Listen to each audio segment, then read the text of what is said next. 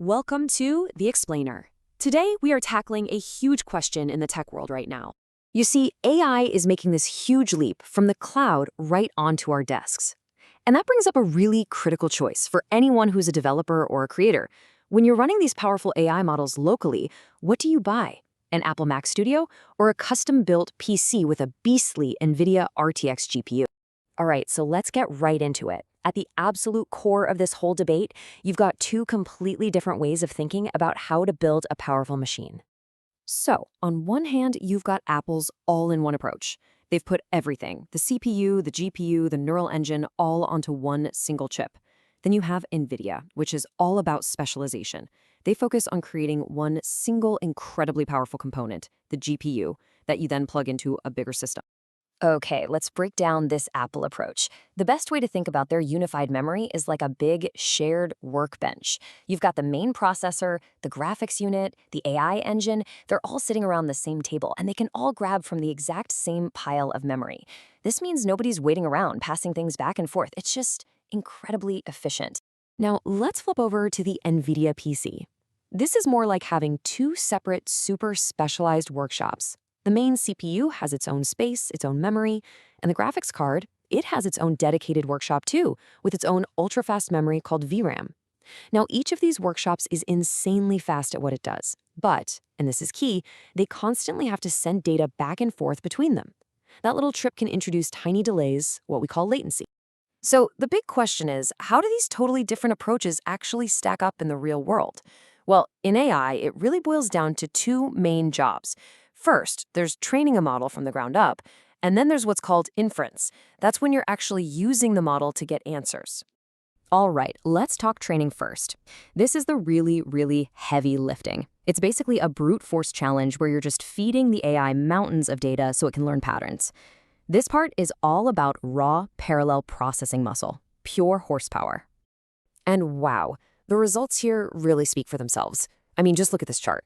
When it comes to training speed, the Nvidia RTX 4090 just crushes it, finishing the job in about a third of the time it takes Apple's M4 Max. Yeah, for that brute force training work, Nvidia's specialized power and, frankly, its more mature software give it a huge advantage. Okay, but here's where things get really interesting.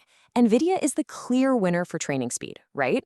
But the entire story flips on its head when we start talking about actually running these models. That's inference. This is what most of us are going to be doing day to day. And for this task, memory capacity, well, it becomes the most important thing.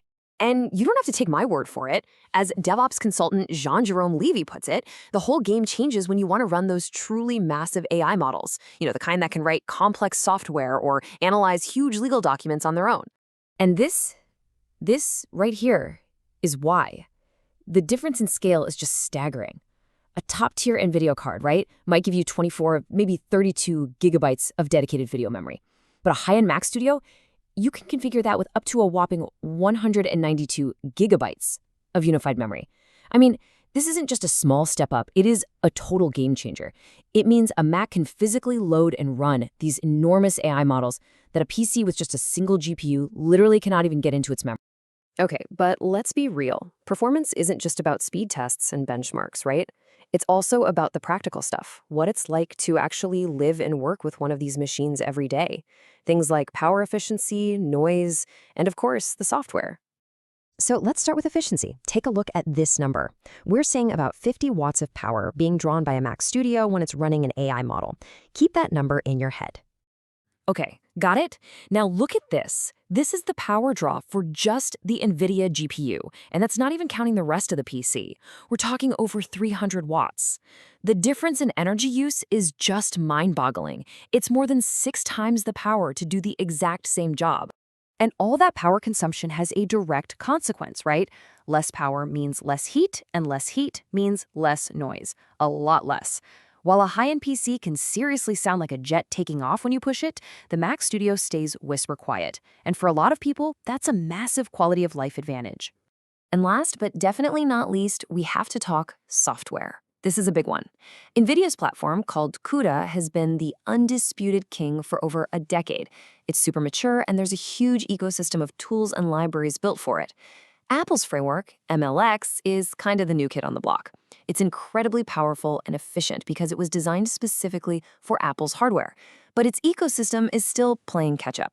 So, okay, we've looked at the architecture, the performance, the day-to-day practicalities. So how on earth do you choose? Well, the truth is, there's no single right answer. It completely depends on what you need the machine to do. This table really lays it all out pretty clearly. If your main gig is training AI models from scratch and you need access to the biggest, most mature library of software out there, the NVIDIA PC is your workhorse. End of story. But if your goal is to run these absolutely gigantic, state-of-the-art models right there on your desk and you want to do it quietly and without a massive electricity bill, well, the Mac Studio is really in a league of its own. And in the end, it all comes back to those two competing philosophies we started with, doesn't it? So the question you have to ask yourself is this. For your future with AI, what's more important? The raw, specialized horsepower for one specific job, or the quiet, incredibly efficient, integrated system that can handle massive tasks that others simply can't? Your answer to that is going to tell you exactly which machine you should buy.